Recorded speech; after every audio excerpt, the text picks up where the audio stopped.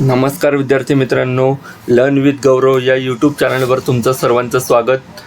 यापूर्वी आपण banking general नॉलेजवरती 3 lecture घेतले ते आणि आज आपण चौथा भाग 4 बघणार आहोत, जे NEFT आणि RTGS याच्यावरती मी एक शॉर्ट नोट्स तुम्हाला घेऊन आलेलो आहे.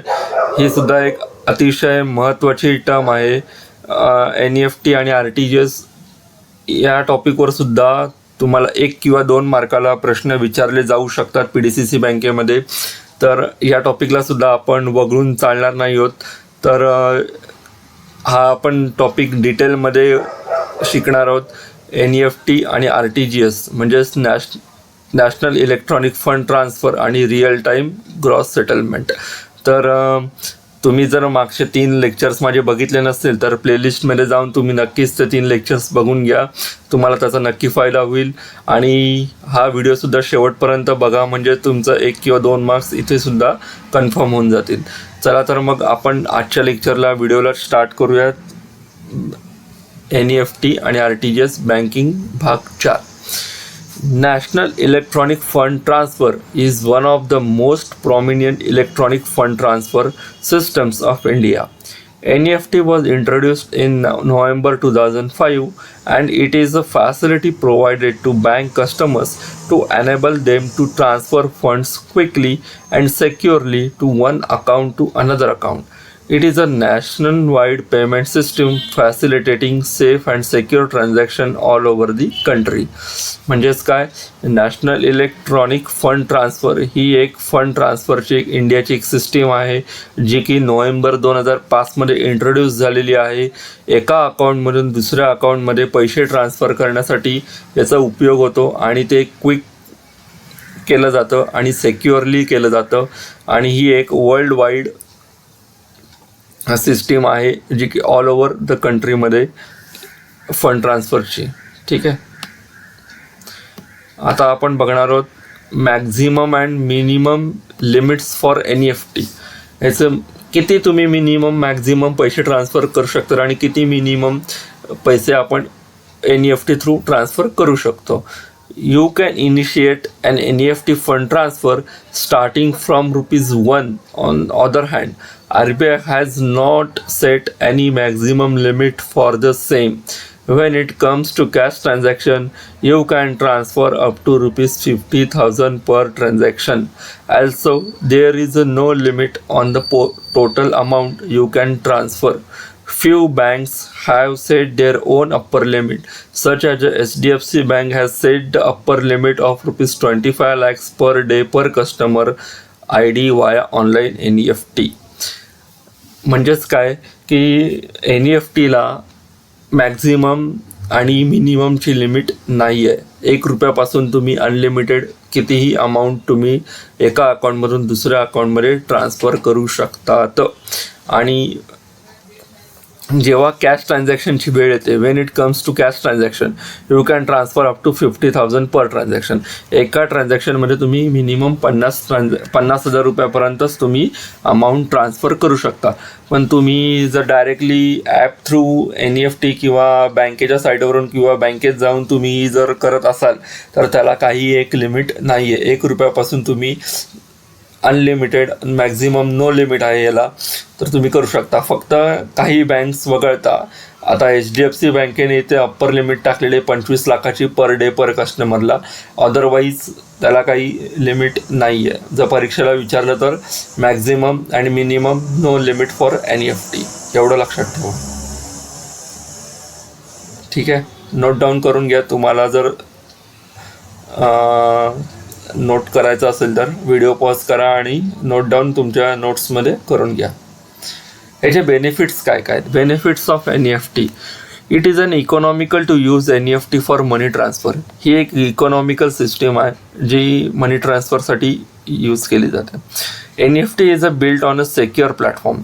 हा एक सेक्युअर प्लॅटफॉर्म आहे आणि क्विक प्लॅटफॉर्मसुद्धा आहे की जे पटकन सेक्युअरली पैसे आपले ट्रान्सफर होतात एका अकाउंटमधून दुसऱ्या अकाउंटमध्ये. No need of using a cheque or demand draft for money transfer. Cheque किंवा डिमांड ड्राफ्टची इथे यूज होत नाही पैसे ट्रान्सफर करताना. डायरेक्टली तुम्ही ॲप थ्रू अमाऊंट ट्रान्सफर करू शकतात. Transferring money does not required you to visit the bank. Initiate fund transfer online. बँकेत जाऊन तुम्हाला व्हिजिट करायची गरज नाही आहे. बँकेत जाऊन सुद्धा करू शकता ज्यांच्याकडे ॲप नसेल किंवा ऑनलाईन ज्यांना करता येत नसेल. तिथे बँकेमध्ये एक फॉर्म मिळतो, NEFT RTGSचा एक फॉर्म मिळतो, तुम्ही तो सुद्धा भरून बँकेला देऊ शकतात. पण इथे जर तुमच्याकडे ऑनलाईन सुविधा असेल, नेट बँकिंग असेल किंवा ॲप असेल तुमचं नेट बँकिंगचं, तर त्या बँकेचं ॲप असेल आणि नेट बँकिंग करणार असाल तर तुम्हाला बँकेत व्हिजिट करायची काही गरज नाही आहे. तुम्ही ऑनलाईन डायरेक्टली फंड ट्रान्सफर करू शकतात. The transfer can be completed faster with convenience. हे एकदम फास्ट ट्रान्सफर आहे विथ कन्व्हिनियन्स. ठीक आहे, हे त्याचे बेनिफिट्स आहेत, लक्षात ठेवा. चार्जेस फॉर NEFT हे सगळ्यात महत्त्वाचं आहे. मला असं वाटतं याच्यावरती एक प्रश्न येऊ शकतो या टायमाला. फॉर ट्रान्झॅक्शन अप टू ₹10,000, 10,000पर्यंत तुम्ही जर ट्रान्झॅक्शन करत असाल तर बँक ₹2.5 प्लस सर्व्हिस टॅक्स तुमच्यावरती चार्जेस लावते. फॉर ट्रान्झॅक्शन बिटवीन 10,000 to 1,00,000, 10,000पेक्षा जास्त रक्कम असेल आणि ती 1,00,000पेक्षा कमी असेल तर ₹5 प्लस सर्व्हिस टॅक्स जे काय असेल ते तुम्हाला चार्ज बँक लावते. फॉर ट्रान्झॅक्शन बिटवीन 1,00,000 and 2,00,000, 1,00,000पेक्षा जास्त पण 2,00,000पेक्षा कमी असेल तर ₹15 प्लस सर्व्हिस टॅक्स हे तुम्हाला चार्ज आहे. आणि फॉर ट्रान्झॅक्शन अबाव ₹2,00,000, 2,00,000च्या वर असेल अमाऊंट ट्रान्सफर करत तर ₹25 plus service tax, ₹25 plus service tax जी काय अमाऊंट होईल ती तुम्हाला चार्ज भरावे लागतील बँकेला. हे एक पाठ करून ठेवा किंवा हा चार्ट आहे तो लिहूनच घ्या, लक्षात ठेवा, पाठच करून ठेवा. हा मला असं वाटतं 1 मार्काला विचारला जाण्याची शक्यता आहे. आता आपण NEFT बघितलं. आता आपण बघणार आहोत की RTGS काय. What is a real time gross settlement. The term real-time gross settlement refers to a fund transfer system that allows for the instantaneous transfer of money and or securities. RTGS is the continuous process of settling payments on an individual or order basis without netting debits with credits across the books of the central bank. ही त्याची एक व्याख्या आहे RTGSची. RTGSची काय limit आहे. The minimum amount to be transferred via RTGS is ₹2,00,000. तुम्ही 10,000, 20,000, 50,000, 1,00,000 अशी रक्कम पाठवू शकत नाही इंडियामध्ये. जर तुम्हाला RTGSने पेमेंट करायचं असेल तर मिनिमम अमाऊंट ₹2,00,000 आहे. तसं NEFTला काय, no maximum, minimum, no limits. असं RTGSला मिनिमम ₹2,00,000 आहे, maximum, and there is a no maximum RTGS limit. Maximum limit नाही आहे पण मिनिमम ₹2,00,000 आहे. तर ₹2,00,000 किंवा त्याच्यावर असेल तर तुम्ही RTGS करू शकतात. As a RTGS service is a mean for high value transaction. ठीक आहे. हा NEFT आणि RTGS मधला एक डिफरन्स आहे. Timing of RTGS services. RTGS service is available on a round the clock basis, that is 24/7/365. म्हणजे 24 तास 7 दिवस 365 दिवस तुम्हाला ही सर्व्हिस उपलब्ध आहे. This challenge has been recently made to help customer adopt digital payment system. Digital ह्या सगळ्या payment system आहेत. NEFT असू दे, RTGS असू दे, IMPS असू दे. IMPS पण एक डिजिटल सिस्टीमच आहे. ह्याच्यावरती तुम्हाला डिजिटल पेमेंट सिस्टीमवरती 1 किंवा 2 प्रश्न नक्कीच पडणार आहेत. त्याच्यामुळे तुम्ही या कन्सेप्ट क्लिअर करून ठेवा.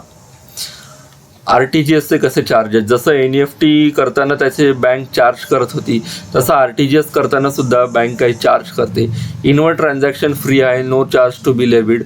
Second, RBI has directed all the banks to not charge any services fee on transfer of funds through RTGS initiated online via internet banking and or mobile banking. तीसरा आहे outward transaction. 2,00,000 to 5,00,000, 2,00,000 to 5,00,000, not exceeding ₹30. ₹30, 2,00,000 ते 5,00,000 जर तुम्ही transfer करत असाल तर त्याला ₹30 हा तुमचा RTGSचा चार्ज आहे. आणि 5,00,000च्या अबाव तुम्ही ट्रान्सफर करणार असाल तर नॉट एक्सेडिंग 55 रुपीज. 55 रुपयाच्या वर नाही आहे, पण मिनिमम 55 रुपये तुम्हाला चार्ज भरायचा आहे.